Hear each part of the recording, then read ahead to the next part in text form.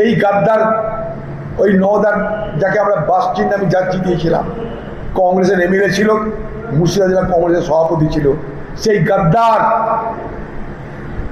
আজ স্বাধীনতার দিনে পুলিশ নিয়ে কংগ্রেসের অফিস দখল করছে। গোটা মুসলিম সমাজ তাকে বয়কট করেছে, গোটা মুসলমান সমাজ 3 গাদ্দারকে বয়কট করেছে। মুর্শিদাবাদের 3 এমপিকে 3 গাদ্দারকে বেইমানি করেছে, 3 গাদ্দারকে বয়কট করেছে। এই 3 গাদ্দার, একটা জঙ্গিপুরের এমপি, মুর্শিদাবাদের এমপি আর বহরমপুরের এমপি, তারা মানুষের বিশ্বাসকে, তারা মানুষের ভরসাকে তারা বিজেপির কাছে বিক্রি করে দিয়েছে, শুধু নিজেদের পিঠ বাঁচানোর জন্য আর বিজেপির দালালি করে বেঁচে থাকার জন্য। পুলিশ আর কি করবে? এর আগে তৃণমূল জমানায় পুলিশ তৃণমূলের গুন্ডাদেরকে মদত করতো, এখন তৃণমূলের গুন্ডারা এলাকায় এলাকায় তৃণমূলের জমানা মতো নেই, এই তৃণমূলের জমানা মতো তো নেই। বিজেপি ক্ষমতা এসে কিন্তু বিজেপিরও এলাকায় এলাকায় তৃণমূলের মতন গুন্ডা বাহিনী নেই, তাই বিজেপি পার্টির হয়ে সরাসরি পুলিশ গুন্ডাগিরি করতে নেমে গেছে, সিধা একদম, মাঝে আর কোনো ব্যারিয়ার নেই। নওদা থানায় আমাদের কংগ্রেসের পার্টি অফিস, পুলিশ আমাদের তাই বলেছিল এই পার্টি অফিস আপনাদের, এই পার্টি অফিস দায়িত্ব আপনারা পাবেন, একটু অপেক্ষা করুন। 6টা পুলিশের সঙ্গে 6বার মিটিং হয়েছিল, তারপর তাদের উপরে চাপ আসতে আরম্ভ করে সদ্য তৃণমূল ছেড়ে এনসিপিআই জয়েন করা ওখানকার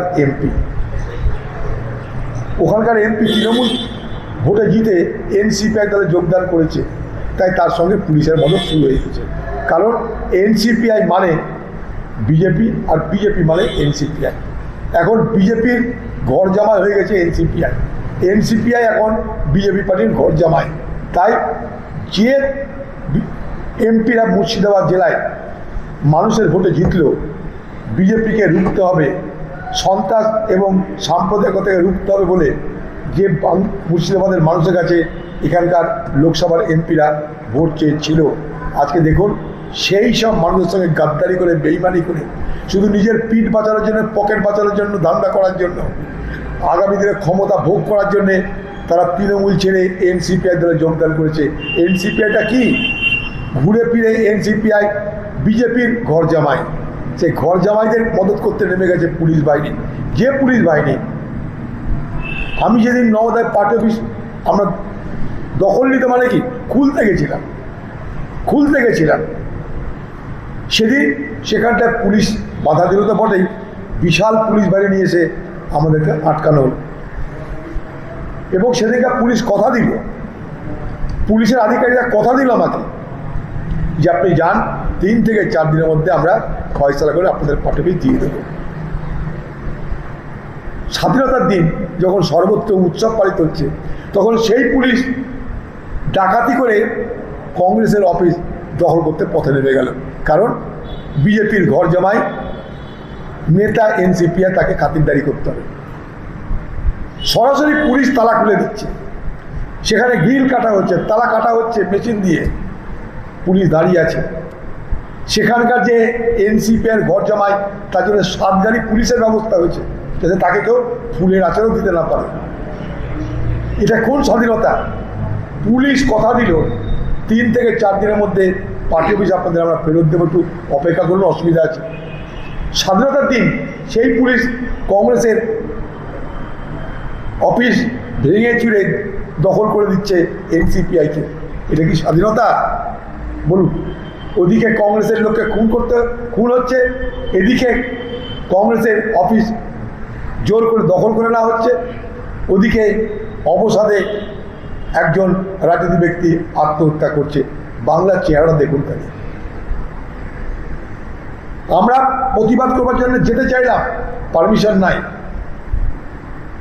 কালকে মুর্শিদাবাদের 100 পুলিশ নওদায় হাজির হয়ে গেছে, যদি আমি সেখানে যাই তার জন্যে অ্যারেস্ট করতে, গ্রেপ্তার করতে, মারধর করতে।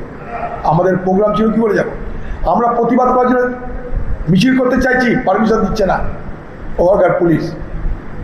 এ কোন জমানা দেখছি আমার মাথায় ঢুকছে না।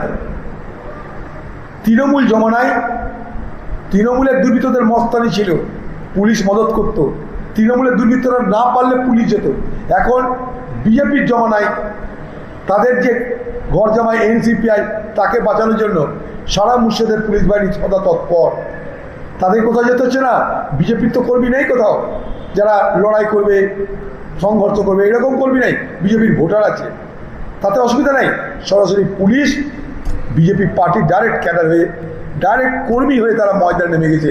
অফিস দখল করছে, অফিস ভাঙছে। আমরা তো বসে থাকবো না, এই পাটবি দখল করেই ছাড়বো, আজ না হয় কাল। এই গাদ্দার, ওই নওদার যাকে আমরা বাস চিহ্ন আমি যাচ্ছি দিয়েছিলাম, কংগ্রেসের এমএলএ ছিল, মুর্শিদাবাদ জেলা কংগ্রেসের সভাপতি ছিল, সেই গাদ্দার আজ স্বাধীনতার দিনে পুলিশ নিয়ে কংগ্রেসের অফিস দখল করছে। গোটা মুসলিম সমাজ তাকে বয়কট করেছে। গোটা মুসলমান সমাজ 3 গাদ্দারকে বয়কট করেছে। মুর্শিদাবাদের 3 এমপিকে, 3 গাদ্দারকে বেইমানি করেছে, 3 গাদ্দারকে বয়কট করেছে।